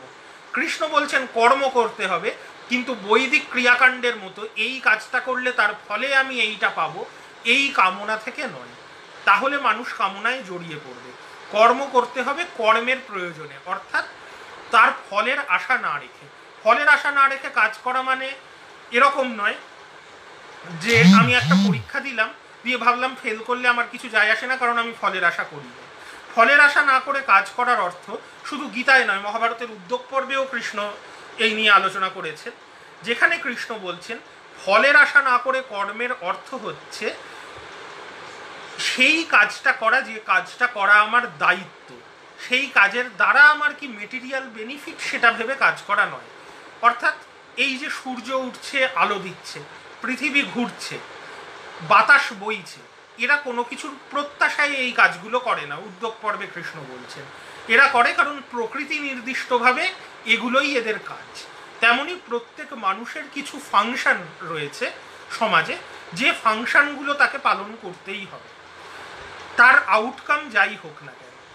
এখন এই কথাটা অনেকটাই বর্ণাশ্রম ধর্মের সপক্ষে কথা হিসাবে ব্যবহার করা যায়, এবং পরবর্তীকালে গীতার যারা ব্যাখ্যা করেছেন ব্রাহ্মণ্য ধর্মে, তারা বর্ণাশ্রমের সপক্ষেই এই মতবাদকে ব্যাখ্যা করেছেন, যে প্রত্যেককেই নিষ্কামভাবে নিজের কর্ম করতে হবে। নিষ্কামভাবে নিজের কর্ম করতে হবে মানে, তার মানে সমাজে তোমার যা নির্দিষ্ট কর্ম তাই করতে হবে। সমাজে নির্দিষ্ট কর্ম কিসের ভিত্তিতে? না বর্ণের ভিত্তিতে। কাজেই বর্ণাশ্রম মানতে হবে। কিন্তু মনে রাখা দরকার, গীতায় কিন্তু কৃষ্ণ সরাসরি বলেননি যে জন্মের মুহূর্ত থেকে তোমার বর্ণ নির্ধারিত হয়ে যাচ্ছে এবং সেই অনুযায়ী কাজ করতে হবে। গীতায় বারবার চতুর্বর্ণ ব্যবস্থার কথা এসছে, এবং কৃষ্ণ দেবতা হিসাবে গীতায় বলেছেন চাতুর্বর্ণং ময়া সৃষ্ট, অর্থাৎ আমার নিজের দ্বারা, ঈশ্বরের দ্বারাই এই বর্ণ ব্যবস্থার সৃষ্টি। কিন্তু তারপরেই যে শব্দবন্ধটা ব্যবহার করেছেন সেটা হচ্ছে গুণকর্ম বিভাগস, অর্থাৎ জন্মের ভিত্তিতে মানুষের বর্ণ নির্ধারিত হবে না, মানুষের বর্ণ নির্ধারিত হবে গুণ এবং কর্মের ভিত্তিতে। এই গুণ কথাটার গীতায় কিন্তু একটা তাৎপর্যপূর্ণ অর্থ আছে। এই তাৎপর্যপূর্ণ অর্থটা কি না, গীতা একদিকে যেমন বেদান্ত দর্শন থেকে, তার সঙ্গে সাংখ্য দর্শনের মতবাদ থেকেও গীতায় কিন্তু বেশ কিছু মত নেওয়া হয়েছে। সেই মতটা কি না, সাংখ্য দর্শনের আলোচনা আমরা দেখেছিলাম যে সাংখ্য দর্শন বৈদিক ধর্মেরও আগে, প্রাগ বৈদিক যে ফার্টিলিটি কাল্টের ধর্ম, সেখান থেকে দার্শনিক ভিত্তি নিয়েছিল, যেখানে ঈশ্বরের কোনো ধারণা ছিল না, দুটো সত্তার ধারণা ছিল, পুরুষ এবং প্রকৃতি, এবং সমস্ত প্রাকৃতিক শক্তিকেই প্রকৃতির অন্তর্ভুক্ত বলে মনে করা হতো। এই প্রকৃতির শক্তি তিন ধরনের বলে সাংখ্য দর্শনে মনে করা হয়। এই তিনটে ধরনকে বলা হয় তিনটে গুণ, সত্য, রজ এবং তম। এই তিনটে গুণ প্রত্যেক জীবের মধ্যে আছে। এই তিনটে গুণ কি? তমগুণ হচ্ছে ইনার্শিয়া, কাজ না করা, আলস্য, তার ভাব হচ্ছে তম, যেটা একটা নেগেটিভ কোয়ালিটি। রজগুণ হচ্ছে অ্যাক্টিভ কোয়ালিটি, কাজ করবার যে উদ্যোগ, উদ্যম, সেটা। এবং সত্যগুণ হচ্ছে প্যাসিভিটি, কিন্তু পজিটিভ প্যাসিভিটি, যেটা ভালো কাজ করবার, সবসময় যে কাজে অংশগ্রহণ করার আগ্রহ সেটা নয়, কিন্তু সততা, সৎ বুদ্ধি, এগুলো সব কিছুই সত্যগুণের বৈশিষ্ট্য। কৃষ্ণ এই তত্ত্বকে ব্যবহার করেই বলছেন যে প্রত্যেক মানুষের মধ্যে এই তিনটে গুণ রয়েছে, সত্য, রজ এবং তম, কিন্তু তিনটে গুণের মাত্রার তারতম্য রয়েছে। এবং এই গুণ অনুযায়ী নির্ধারিত হয় মানুষের স্বভাব। এই স্বভাব ঠিক করে দেয় যে কার কোনটা স্বভাব। অর্থাৎ এই গুণ এবং কর্মের ভিত্তিতে মানুষের যে স্বভাব নির্ধারিত হয়, সেই স্বভাব থেকেই নির্ধারিত হয় তার স্বধর্ম, কোন কাজটা করবে। অর্থাৎ সত্যগুণের আধিক্য যার মধ্যে, সে ব্রাহ্মণের স্বভাব এবং স্বধর্ম পাবে। রজগুণের আধিক্য যার মধ্যে, সে ক্ষত্রিয় বা বৈশ্যের স্বভাব পাবে। তমগুণের আধিক্য যার মধ্যে, সে শূদ্রের স্বভাব পাবে। কাজেই কৃষ্ণ একদিকে বর্ণাশ্রম মানতে বলেছেন স্বভাবে এই স্বধর্মের তত্ত্ব দিয়ে, এবং বর্ণাশ্রম অনুযায়ী সমাজের নির্দিষ্ট দায়িত্ব পালন করবার উপর জোর দিয়েছেন। কিন্তু গীতায় এই ব্যাখ্যাও সম্ভব যে বর্ণাশ্রম জন্মের ভিত্তিতে নয়, বরঞ্চ গুণ এবং কর্মের ভিত্তিতে নির্ধারিত হবে। পরবর্তীকালের ব্যাখ্যাকর্তারা অবশ্যই এই তত্ত্ব মানেননি এবং তারা বলেছেন জন্মগতভাবে যেটা বর্ণ, সেই অনুযায়ী নিষ্কামভাবে কর্ম করার কথাই গীতায় বলা হয়েছে, কিন্তু গীতায় সরাসরি সেটা বলা হয়নি। যে জন্য কৃষ্ণ অর্জুনকে যুদ্ধে উৎসাহ দিয়েছেন, এই জন্য নন যে অর্জুন ক্ষত্রিয় হয়ে জন্মেছেন, কিন্তু এই জন্য যে অর্জুন স্বভাবগতভাবে একজন যোদ্ধা, স্বভাবগতভাবে অর্জুন ক্ষত্রিয়, এবং অর্জুন যুদ্ধের বিরোধী নন। অর্জুন যুদ্ধ করতে আগ্রহী, কিন্তু অন্যের ক্ষেত্রে যে যুদ্ধ অর্জুন করতে রাজি আছেন, নিজের আত্মীয়ের ক্ষেত্রে অর্জুন করতে রাজি নন, যেটা কিন্তু নিষ্কাম কর্মের পরিপন্থী। তাহলে গীতার প্রথম 6টা অধ্যায়ে আমরা দেখছি নিষ্কাম কর্মই হচ্ছে মূল তত্ত্ব। কিন্তু যখন ভগবদ্গীতার পরের 6টা অধ্যায়, 7ম থেকে দ্বাদশ অধ্যায়ে গীতার ভাগবতায়ন ঘটছে, তখন এর সঙ্গে একটা তত্ত্ব যুক্ত হচ্ছে, সেটা হলো ভক্তি। এই ভক্তির তত্ত্ব গীতার প্রথম 6 অধ্যায় পড়লে মনে হবে অনেকটা যেমন আমরা দেখেছিলাম যে প্রাচীন বৌদ্ধ ধর্মে ধর্মাচরণ কিন্তু ব্যক্তিগত, অষ্টাঙ্গিক মার্গের নিয়ম মেনে যে কেউ নির্বাণ পেতে পারে, সমষ্টিগত ধর্মাচরণের কোনো বিষয় নেই, বা বাইরে থেকে কোনো শক্তি এসে সাহায্য করতে পারে না। কিন্তু তাকে লৌকিক ধর্মের কাছাকাছি আনার জন্য মহাযান বৌদ্ধ ধর্মে কিন্তু বোধিসত্ত্বদের ধারণা আনতে হলো। একই বিষয় আমরা ভাগবত ধর্মে দেখছি যে গীতার প্রথম 6 অধ্যায়ে কৃষ্ণ বলছেন নিষ্কাম কর্মের অনুশীলনই হচ্ছে মুক্তির পথ। এখানে কোনো অলৌকিক শক্তির কোনো ভূমিকা নেই, এবং এটা ব্যক্তিগত অভ্যাস, যে নিবৃত্তি মার্গ সম্ভব নয়, মানুষকে কাজ করতে হবে। আবার বৈদিক ক্রিয়াকাণ্ড করারও মানে হয় না কামনা বাসনার থেকে। নিজের স্বভাব অনুযায়ী নিজের যেটা নির্ধারিত কাজ, সেটা নিষ্কামভাবে নিরপেক্ষভাবে পালন করাই হচ্ছে প্রকৃত ধর্ম, গীতার প্রথম 6 অধ্যায়ে বলা হচ্ছে। কিন্তু সেটা তো মানুষ ব্যক্তিগতভাবে করবে, সাংগঠনিক ধর্মের তাতে কোনো ভূমিকা নেই। পরের 6 অধ্যায়ে বলা হচ্ছে যে হ্যাঁ, নিষ্কাম কর্ম একটা পথ, যোগ আর একটা পথ, জ্ঞান অর্জন করা বেদান্তের মতো সেটা আর একটা পথ, কিন্তু তার পাশাপাশি আর একটা চতুর্থ পথের কথাও গীতায় বলা হচ্ছে, যেটা হচ্ছে ভক্তি। এবং ক্রমশ গীতার শেষ দিকে কর্মের থেকেও ভক্তির উপর গুরুত্ব দেওয়া হচ্ছে। কৃষ্ণ অর্জুনকে সমস্ত উপদেশের শেষে বলছে সর্বধর্মান পরিত্যাজ্য মামেকং শরণং ব্রজ, সমস্ত ধর্ম পরিত্যাগ করে আমার আশ্রয় নাও, আমি তোমাকে সমস্ত পাপ থেকে রক্ষা করব। অতএব গীতার মূল বক্তব্যের কিন্তু একটা পরিবর্তন ঘটে যাচ্ছে ভাগবতায়ন ঘটার সঙ্গে সঙ্গে। যে সময়ে কৃষ্ণ দেবতায় পরিণত হচ্ছেন, রামায়ণের রাম দেবতায় পরিণত হচ্ছেন, একই সময় গীতায় কৃষ্ণ সর্বোচ্চ দেবতায় পরিণত হচ্ছেন। গীতার 11 অধ্যায়ে কৃষ্ণ বিশ্বরূপ দেখাচ্ছেন অর্জুনকে, যেখানে দেখা যাচ্ছে যে কৃষ্ণই ওই একমাত্র ঈশ্বর, সমস্ত দেবতা কৃষ্ণের দেহে, এবং কৃষ্ণ বলছেন কৃষ্ণের প্রতি ভক্তি মুক্তির সর্বোচ্চ উপায়। আর নিষ্কাম কর্মের কথা থাকছে না, বরঞ্চ ভক্তি সর্বোচ্চ ধর্ম হিসাবে প্রতিষ্ঠা পাচ্ছে। গীতার বক্তব্যের পরিবর্তন ঘটছে। এইভাবে যে গীতার পরিমার্জন এবং পরিবর্তন ঘটল, সেখান থেকে আমরা দেখতে পাই যে বর্তমান যে ভগবদ গীতা বৈষ্ণব ধর্মের বা ভাগবত ধর্মের একটা দার্শনিক ভিত্তি প্রদান করল, যেখানে কৃষ্ণ হচ্ছেন সর্বোচ্চ দেবতা এবং কৃষ্ণের ভক্তিই হচ্ছে মুক্তির সর্বোচ্চ উপায়। কিন্তু ভগবদ্গীতা বিভিন্ন মতবাদের একটা সমন্বয় ঘটালো, কারণ ভক্তির পাশাপাশি গীতা কিন্তু জ্ঞান এবং কর্মকেও মুক্তির উপায় হিসাবে স্বীকার করল। কাজেই যারা নিষ্কাম কর্মের অনুশীলন করবেন তারাও মুক্তি পেতে পারেন, যারা বেদান্ত দর্শন অনুযায়ী জ্ঞানের চর্চা করবেন তারাও মুক্তি পেতে পারেন, আবার যারা কৃষ্ণের ভক্ত তারাও মুক্তি পেতে পারেন। এইভাবে বেদান্ত, সাংখ্য এবং যোগ দর্শনকে মিলিয়ে এবং তার পাশাপাশি বেদান্তের একেশ্বরবাদের সঙ্গে গীতার প্রথম দিকের নিষ্কাম কর্মের ধারণা এবং পরবর্তী দিকের ভক্তিবাদ, তিনটেকে মিলিয়ে ভাগবত ধর্মকে একটা দার্শনিক ভিত্তি প্রদান করেছে ভগবদ্ গীতা। এই ভগবদ্ গীতার মধ্যেই একটা সূত্র আছে যেখান থেকে বৈষ্ণব ধর্মের আর একটা বড় তত্ত্ব অবতারবাদ, এই অবতারবাদের ধারণার সূচনা হচ্ছে, যেখানে গীতার বিখ্যাত শ্লোক আমরা সবাই শুনে এসেছি, যারা মহাভারত সিরিয়াল টিভিতে দেখেছি, তার টাইটেল ট্র্যাকেও যেটা ব্যবহার করা হয়েছে, যেখানে কৃষ্ণ বলছেন যে যতবার পৃথিবীতে ধর্মের গ্লানি ঘটবে এবং অধর্মের অভ্যুত্থান ঘটবে, আমি বারবার জন্মগ্রহণ করব, সাধুদেরকে পরিত্রাণ করব, দুষ্কৃতীদের বিনাশ করব, ধর্ম সংস্থাপন করব। বৈষ্ণব ধর্মের দার্শনিক ভিত্তির কথা এতক্ষণ আমরা আলোচনা করলাম, যেখানে নিষ্কাম কর্ম এবং ভক্তিবাদের কথা আছে। বৈষ্ণব যে মিথোলজি, পুরাণে যে বৈষ্ণব মিথোলজি তৈরি হবে, তার ভিত্তি হচ্ছে গীতার এই ধারণা, যে ধারণা থেকে পরবর্তীকালে ভাগবত ধর্মে মনে করা হয়েছে যে বিষ্ণু পৃথিবীর রক্ষক হিসাবে বারবার পৃথিবীতে জন্মগ্রহণ করেছেন বা অবতার গ্রহণ করেছেন। অবতারবাদ কিন্তু বৈষ্ণব ধর্মের অন্যতম দার্শনিক ভিত্তি। এবং অবতারবাদের তত্ত্বে কি বলা হচ্ছে, যে বিষ্ণু পৃথিবীতে বারবার জন্মাচ্ছেন। গীতায় বলা হয়েছে পৃথিবীর যা কিছু ভালো, যা কিছু সুন্দর, তাকেই বিষ্ণুর বিভূতি হিসাবে, বিষ্ণুর অংশ হিসাবে কল্পনা করা যায়। কাজেই এই তত্ত্ব অনুযায়ী অবতার কিন্তু অসংখ্য। কৃষ্ণ এবং রামকে কিভাবে বিষ্ণুর অবতার হিসাবে দেখা হয়েছে সেটা শুরুতেই বললাম, কিন্তু ক্রমশ গুপ্তযুগ থেকে যখন পুরাণগুলো রচনা শুরু হলো, তখন শুধু কৃষ্ণ এবং রাম নয়, বিভিন্ন অবতারের কথা আসছে। এবং এরই পরবর্তী পদক্ষেপ হচ্ছে মহাভারতের একদম শেষ দিকের একটা সংযোজন হচ্ছে শান্তি পর্বের নারায়ণীয় বলে একটা অংশ।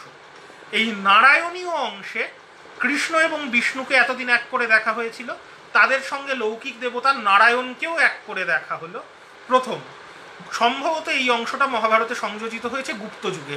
মহাভারতের একেবারে অন্তিম দিকের সংযোজন এই নারায়ণীয় অংশ, যেখানে কৃষ্ণ, বিষ্ণু এবং নারায়ণকে একত্রিত করে বৈষ্ণব মাইথোলজির ভিত্তি তৈরি হলো এবং সেখানে আমরা বিষ্ণুর বিভিন্ন অবতার নেয়ার উল্লেখ পাচ্ছি। এরপর বৈষ্ণব পুরাণগুলো একই সময় থেকে রচনা শুরু হচ্ছে।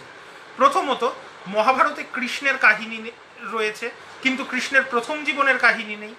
কৃষ্ণের প্রথম জীবন নিয়ে যে কাহিনীগুলো, সেগুলোকে সংযুক্ত করে হরিবংশ বলে একটা গ্রন্থ রচনা করা হলো, যেটা মহাভারতে একটা সংযোজন। এই কৃষ্ণের প্রথম জীবনের কাহিনী নিয়েও একটা বিতর্ক রয়েছে, যে এতক্ষণ আমরা যে বাসুদেব কৃষ্ণের আলোচনা করেছি, উপনিষদে তার উল্লেখ আছে ঘোর আঙ্গিরসের শিষ্য, সেই ঔপনিষদিক তত্ত্ব কিছুটা ভগবদ্গীতায় আছে। বৃষ্ণিবীর হিসাবে তার উপাসনা হতো। মহাভারতের একজন রাজনীতিবিদ, একজন ঐতিহাসিক চরিত্র, যাকে পরে ফুলিয়ে ফাঁপিয়ে দেবতায় পরিণত করা হয়েছে। এই বাসুদেব কৃষ্ণের কথা অধিকাংশ ঐতিহাসিক স্বীকার করেন, কিন্তু তার পাশাপাশি কৃষ্ণের প্রথম জীবনের যে কাহিনীগুলো আমরা পাই, যেগুলোকে বলা হয় গোপাল কৃষ্ণের কাহিনী। কেউ কেউ বলছেন গোপাল কৃষ্ণের কাল্ট একটা আলাদা কাল্ট, বাসুদেব কৃষ্ণের কাল্ট একটা আলাদা কাল্ট। পরে এই দুই কৃষ্ণকে এক করে দেয়া হয়েছে। গোপাল কৃষ্ণ ছিলেন মূলত যারা পশুপালন করতেন, গোপালন করতেন, আভির বলে একটা জাতি, তাদের উপাস্য একজন দেবতা। এবং পরবর্তীকালে তার সঙ্গে মহাভারতের কৃষ্ণকে একত্রিত করে তার কাহিনীগুলোকে কৃষ্ণের কাহিনীর রূপ দিয়ে নতুন করে হরিবংশ রচনা করা হয়েছে। দুরকম মতবাদী আছে। কেউ কেউ মনে করেন যে গোপাল কৃষ্ণের কাল্ট পৃথক, বাসুদেব কৃষ্ণের কাল্ট পৃথক। কেউ কেউ বলেন যে না, বাসুদেব কৃষ্ণ আর গোপাল কৃষ্ণ একই ব্যক্তি। এখন আভিররা একটা পশুপালনকারী জাতি, যারা ভারতীয় উপমহাদেশে খ্রিস্টীয় প্রথম সহস্রাব্দের একদম শেষ দিকে প্রবেশ করেন। তারা কৃষ্ণের উপাসনা করতেন, এ বিষয়ে কোনো সন্দেহ নেই। কিন্তু মহাভারতের কিছু কিছু তথ্য রয়েছে যেগুলো দেখলে মনে হয় যে গোপাল কৃষ্ণের ধারণা সম্পূর্ণ বাইরের থেকে এসেছে এরকম নয়।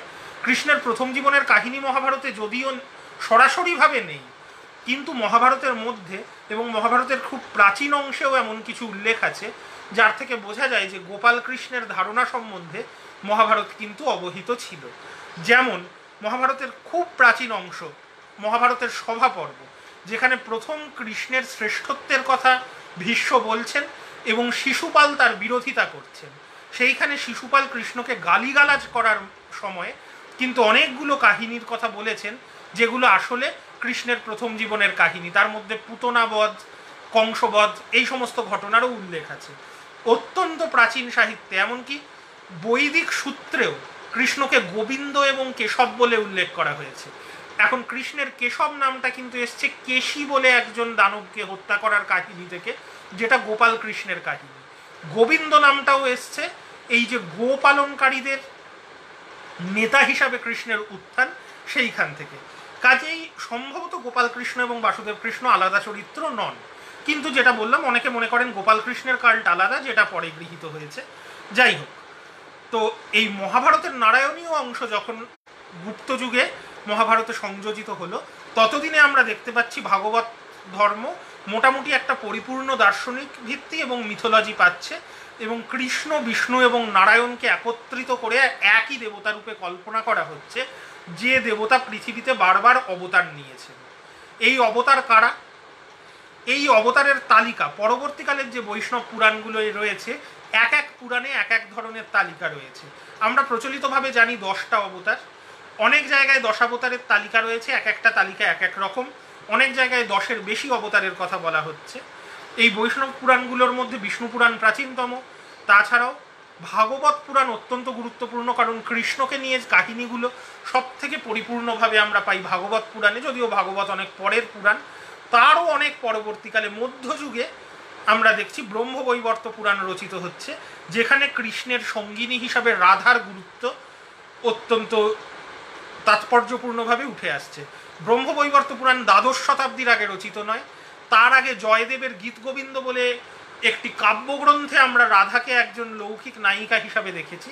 কাজেই প্রাচীন পুরাণগুলোয় কিন্তু রাধা বলে কোনো চরিত্র নেই, কাজেই প্রাচীন বৈষ্ণব ধর্মে রাধার কোনো অস্তিত্ব নেই, যদিও পরবর্তীকালে মধ্যযুগের বৈষ্ণব ধর্মে রাধা সবচেয়ে গুরুত্বপূর্ণ চরিত্র হিসাবে উঠে এসছে।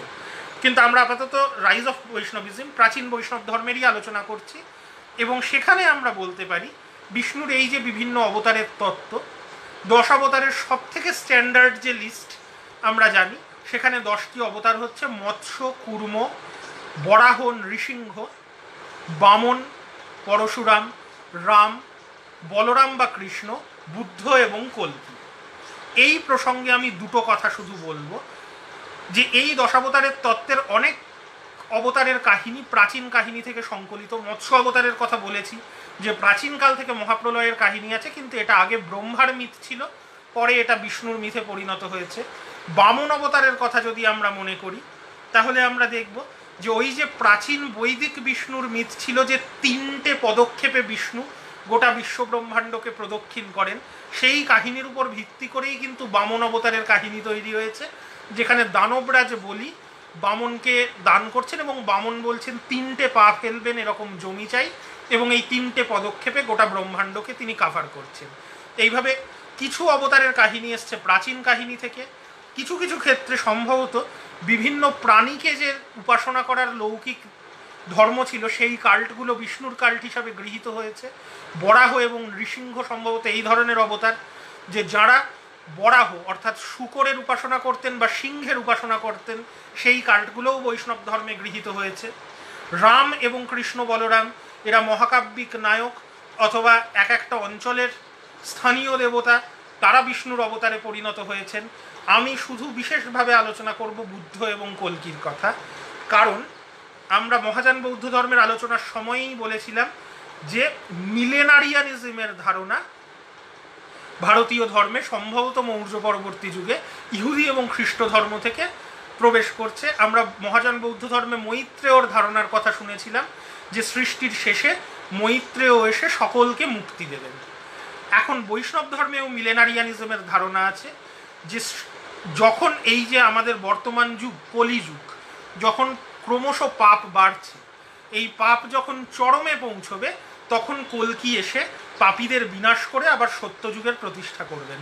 খুব ভালো কথা, কিন্তু যেটা আমাদের জন্য তাৎপর্যপূর্ণ প্রশ্ন, সেটা হচ্ছে বিষ্ণুর নবম অবতার হিসাবে বুদ্ধের উঠে আসা। এইখানে একটা প্রশ্ন আসতেই পারে, বুদ্ধ কেন বিষ্ণুর নবম অবতার? তাহলে এই যে বৌদ্ধদের সঙ্গে প্রতিদ্বন্দ্বিতা, বুদ্ধকে কি একজন দেবতা হিসাবে স্বীকার করে নেওয়া হলো? আসলে কি বৌদ্ধদের সঙ্গে একটা সন্ধি সমঝোতা তৈরি হচ্ছে? তা কিন্তু তৈরি হচ্ছে না। কেন তৈরি হচ্ছে না? এইখানে আমাদের দেখতে হবে পুরাণে বুদ্ধ অবতারের কাহিনী কি। পুরাণে বুদ্ধ অবতারের কাহিনীও কিন্তু এই মিলেনারিয়ানিজমের সঙ্গে সংযুক্ত। পুরাণে বুদ্ধের কাহিনী কি, বলা হচ্ছে যে এখন তো পৃথিবী পাপে পরিপূর্ণ এবং অবশ্যই পাপ, অন্যায়, অবিচার এগুলোর বিনাশ হোক, এটাই সবাই চায়। কাজেই সবাই ঈশ্বরের কাছে প্রার্থনা করছে যে কল্কি অবতার আসুক, সমস্ত পাপ ধ্বংস করে দিক। কিন্তু কল্কি অবতার আসছে না। কেন আসছে না? কারণ এখনো গোটা পৃথিবী পাপে পরিপূর্ণ হয়ে যায়নি। পাপ যখন চরমে উঠবে তখনই শুধু কল্কি অবতার আসতে পারবেন। তাহলে কল্কি অবতারের আসার জন্য প্রয়োজন পৃথিবীতে পাপ চরমে ওঠা। কিন্তু যতদিন মানুষ বৈদিক ধর্ম মেনে চলবে ততদিন পৃথিবীতে পাপ চরমে উঠতে পারবে না। কাজেই পৃথিবীতে পাপ চরমে তুলবার জন্য, মানুষকে বিপথে পরিচালনা করার জন্য কল্কির আগে বুদ্ধ অবতার হিসাবে বিষ্ণু জন্মাচ্ছেন। এবং বুদ্ধ অবতারে বিষ্ণু মানুষকে বৈদিক ধর্ম থেকে দূরে সরিয়ে আনছেন, মানুষ বিপদে যাচ্ছে, পৃথিবীতে পাপের পরিমাণ বাড়ছে এবং তবেই কল্কি জন্মাতে পারবেন। অতএব একদিকে বুদ্ধকে বিষ্ণুর অবতার হিসাবে স্বীকার করা হলো, কিন্তু বুদ্ধের মতবাদকে বিপথে পরিচালনা করবার মতবাদ হিসাবে বা পাপের মতবাদ হিসাবে তুলে ধরা হলো। এটা কিন্তু বৌদ্ধ ধর্মের সঙ্গে প্রতিদ্বন্দ্বিতারই একটা অংশ। বৌদ্ধ ধর্মকে স্বীকৃতি দেওয়ার কোনো প্রচেষ্টা কিন্তু বুদ্ধকে অবতার হিসাবে গ্রহণ করার মধ্যে নেই। এবং সেই জন্যই কল্কি অবতারের যে কাহিনী বিভিন্ন পুরাণে রয়েছে, সেখানে আমরা দেখি কল্কি প্রধানত যাদেরকে হত্যা করে আবার সত্যযুগ প্রতিষ্ঠা করছেন তারা কিন্তু মূলত বৌদ্ধ। কাজেই বৌদ্ধদের প্রতি যে বিদ্বেষ সেটা কিন্তু ব্রাহ্মণ্য ধর্মের মধ্যে রয়েছে। তা সত্ত্বেও যেটা আশ্চর্য সেটা হচ্ছে বৌদ্ধ জৈন ধর্মের সঙ্গে লড়াইয়ে টিকে থাকতে গেলে তাদের কিছু ধারণাকে স্বীকৃতিও দিতে হবে। এই কারণে কিন্তু বৈষ্ণব ধর্মে অহিংসাকে একটা অন্যতম অংশ হিসাবে স্বীকৃতি দেওয়া হচ্ছে। এবং আমরা মনে করে দেখব এই যে বৈষ্ণব ধর্মে নারায়ণের কাল্ট গৃহীত হতো, সেই নারায়ণের উদ্দেশ্যে কিন্তু একসময় বলিদান হতো। কিন্তু মহাভারতের নারায়ণীয় অংশে যেখানে নারায়ণকে কৃষ্ণ বিষ্ণুর সঙ্গে এক করে দেখা হলো, সেখানে বলা হচ্ছে নারায়ণের উদ্দেশ্যে বলিদান হবে সম্পূর্ণ অহিংস পদ্ধতিতে, কোনো প্রাণী হত্যা কিন্তু বৈষ্ণব ধর্মাচরণে হবে না। এইভাবেই ভাগবত বৈষ্ণব ধর্ম গড়ে উঠছে, যার কতকগুলো মূল মতবাদ হচ্ছে নিষ্কাম কর্ম, ভক্তিবাদ, অহিংসা এবং অবতারবাদ। আর নারায়ণকে কিভাবে কৃষ্ণের বিষ্ণুর সঙ্গে একাত্ম করে দেখা হচ্ছে, একদিকে কৃষ্ণ যেমন বিষ্ণুর অবতার, একই রকমভাবে মহাভারতে কিছু অংশে নতুন করে বলা হচ্ছে যে কৃষ্ণ এবং অর্জুন হচ্ছেন নারায়ণ এবং নরের অবতার। এইভাবে নারায়ণের কাল্ট, কৃষ্ণের কাল্ট এবং বিষ্ণুর কাল্টকে এক করে দেখানো হচ্ছে। শেষ একটা পয়েন্ট আলোচনা করে আমি এই ক্লাসটা শেষ করব। যে কাল্টগুলো বৈষ্ণব ধর্মের মধ্যে গৃহীত হয়েছিল তার মধ্যে একটা কাল্টের কথা আমি বলেছিলাম, একজন দেবীর কাল্ট, যার নাম শ্রী অথবা লক্ষ্মী। এই জায়গায় এসেই আমি আজকের আলোচনা শেষ করব। শ্রী বা লক্ষ্মী তারা কিন্তু রাজৈশ্বর্যের দেবী ছিলেন এবং সম্ভবত শ্রী বা লক্ষ্মী লৌকিক দেবী। বেদে পরবর্তীকালে শ্রী সূক্ত বলে একটা মন্ত্র সংযোজিত হয় যেখানে শ্রীর উল্লেখ আছে, কিন্তু সাধারণভাবে শ্রী বা লক্ষ্মী বেদের দেবী নন। শ্রী বা লক্ষ্মী সমৃদ্ধির বা ঐশ্বর্যের দেবী এবং সম্ভবত রাজার যে ক্ষমতা এবং অবশ্যই তার সঙ্গে জমির উর্বরতার একটা সম্পর্ক আছে, তাকে একজন দেবী হিসাবে কল্পনা করা হয়েছে। বিভিন্ন রাজাদের মধ্যে এই দেবী অত্যন্ত জনপ্রিয় ছিলেন, তার পরিচয় আমরা পেয়েছি যে শ্রীলক্ষ্মীর মূর্তি বা টেরাকোটার ফলকে শ্রীলক্ষ্মীর মূর্তি, শ্রীলক্ষ্মীর মন্দিরের অস্তিত্ব মথুরা অঞ্চলেও পাওয়া গেছে এবং বিভিন্ন রাজাদের মুদ্রায় কিন্তু এই শ্রীলক্ষ্মীর প্রতিকৃতি পাওয়া গেছে। এমনকি দ্বিতীয় এজিস এবং এজিলিসিস বলে দুজন ইন্দো গ্রিক রাজার মুদ্রায় শ্রীলক্ষ্মীর মূর্তি পাওয়া গেছে।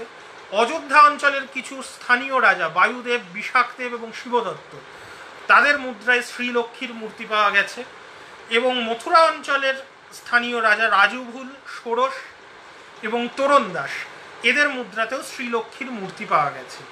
কাজেই রাজার ঐশ্বর্যের প্রতীক হিসাবে এই দেবীর মূর্তি প্রচলিত ছিল এবং সেই মূর্তি হচ্ছে গজলক্ষ্মী মূর্তি। তোমরা দেখে থাকবে পদ্ম ফুলের উপর লক্ষ্মী বসে বা দাঁড়িয়ে আছেন এবং দুটো হাতি দুদিক থেকে তার উপর জল ফেলছে, এই মূর্তি। অর্থাৎ একজন স্বাধীন দেবী হিসাবে শ্রী বা লক্ষ্মীর উপাসনা প্রচলিত ছিল এবং এই স্বাধীন দেবীর কিন্তু কোনো পুরুষ সঙ্গী বা নিয়ন্ত্রক ছিল না। কিন্তু বৈষ্ণব ধর্মের জনপ্রিয়তা বৃদ্ধির সাথে সাথে ভাগবত বৈষ্ণব ধর্মে বিষ্ণুই যখন প্রধান দেবতায় পরিণত হলেন এবং রাজার যেটা কাজ সেই কাজ তো বিষ্ণু করেন, অর্থাৎ রক্ষা করা, অন্যায়ের প্রতিকার করা, সাধুদেরকে রক্ষা করা, ধর্ম সংস্থাপন করা, এগুলো রাজার দায়িত্ব এবং রাজার দায়িত্বই বিষ্ণু পালন করেন। কাজেই রাজকীয় ক্ষমতার প্রতীক হিসাবে দেখা শুরু হলো বিষ্ণুকে এবং সেইখানে তখন শ্রীলক্ষ্মীর কাল্ট কিন্তু বৈষ্ণব ধর্মের মধ্যে গৃহীত হয়ে গেল। লক্ষ্মীকে কল্পনা করা হলো বিষ্ণুর স্ত্রী হিসাবে। কাজেই লক্ষ্মী থাকলেন, কিন্তু আগে লক্ষ্মী যেমন একজন স্বাধীন ঐশ্বর্যের দেবী হিসাবে ছিলেন, বৈষ্ণব ধর্মে গৃহীত হওয়ার পর লক্ষ্মীর ক্ষমতা কিন্তু বিষ্ণুর তুলনায় কমে গেল এবং লক্ষ্মী নিজে ঐশ্বর্য প্রদান করার বদলে এখন দেখা গেল লক্ষ্মী হচ্ছেন ঐশ্বর্য বিষ্ণু স্বামী, বিষ্ণু যাকে রক্ষা করেন। এবং স্বাভাবিকভাবেই প্রাচীন প্রতিকৃতিতে লক্ষ্মী স্বাধীনভাবে পদ্মের উপর বসেছিলেন, এখন নতুন প্রতিকৃতিতে লক্ষ্মীর স্থান হলো নারায়ণের পায়ের কাছে, নারায়ণের পদসেবা করাই লক্ষ্মীর প্রধান কাজ। এইভাবেই কিন্তু শ্রীলক্ষ্মীর একটা স্বাধীন কাল্ট ভাগবত বৈষ্ণব ধর্মের মধ্যে গৃহীত হলো এবং স্বাধীন দেবী হিসাবে লক্ষ্মীর যে মর্যাদা, বৈষ্ণব ধর্মে কিন্তু সেই মর্যাদা কিছুটা স্খলিত হয়ে বিষ্ণুর থেকে নিচে লক্ষ্মীর মর্যাদা স্থাপিত হলো। আজকের ক্লাস আমি এখানে শেষ করব। বৈষ্ণব ধর্মের উপর আরেকটা ক্লাস লাগবে, এইখান থেকেই আমরা পরের পর্যায়ে যাব যে তার মানে রাজাদের সঙ্গে কিন্তু বৈষ্ণব ধর্মের একটা প্রত্যক্ষ সম্পর্ক স্থাপিত হলো এবং পৌরাণিক ধর্মমতগুলোর মধ্যে বৈষ্ণব ধর্মের স্থান যে সবচেয়ে উপরে গেল তার অন্যতম প্রধান কারণ রাজকীয় পৃষ্ঠপোষকতা, প্রধানত গুপ্ত রাজাদের পৃষ্ঠপোষকতা।